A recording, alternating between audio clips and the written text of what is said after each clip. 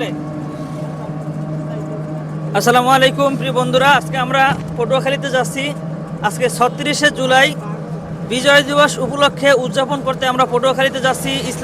ইসলামী ছাত্র আন্দোলন বাংলাদেশ মাদারবুনিয়া ইউনিয়ন শাখা, মানে পটুয়াখালী জেলার মাদারবুনিয়া ইউনিয়ন শাখা থেকে আমরা আমাদের প্রায় ছাত্র আন্দোলনের 7-8টা গাড়ি গেছে। তো আমরা 8 নং ওয়ার্ড থেকে একটা গাড়ি যাইতেছি, আরও মানুষ গেছে সামনে। তো দেখতেছেন এই যে আমাদের ভিতরে যে আমরা এই একটা অটো পুরো ফুল ফিল আপ নিয়ে যাইতেছি। আমাদের ইসলামী আন্দোলনের একটা রীতি আছে যে আগামীকালকে বিএনপির বিজয় র্যালি উদযাপিত হবে, সেই জায়গায় কিন্তু টাকা দিয়ে মানুষ নেবে এবং খাওয়ান দিয়ে মানুষ নেবে।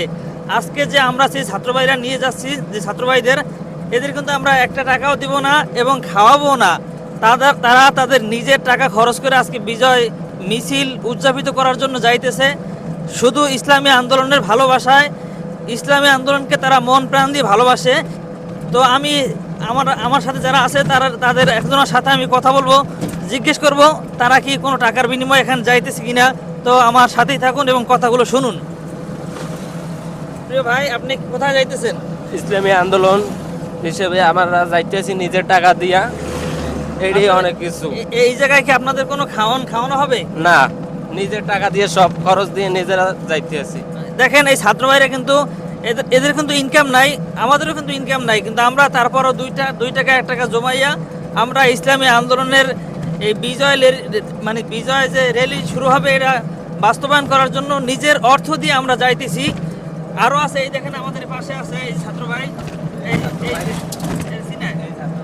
এই তুমি কোন জায়গায় যাচ্ছ? ইসলামী আন্দোলন বাংলাদেশের মিছিলে বলো। ভাই শরম পাচ্ছে, সে বলতে পারতেছে না কিছু। এই যে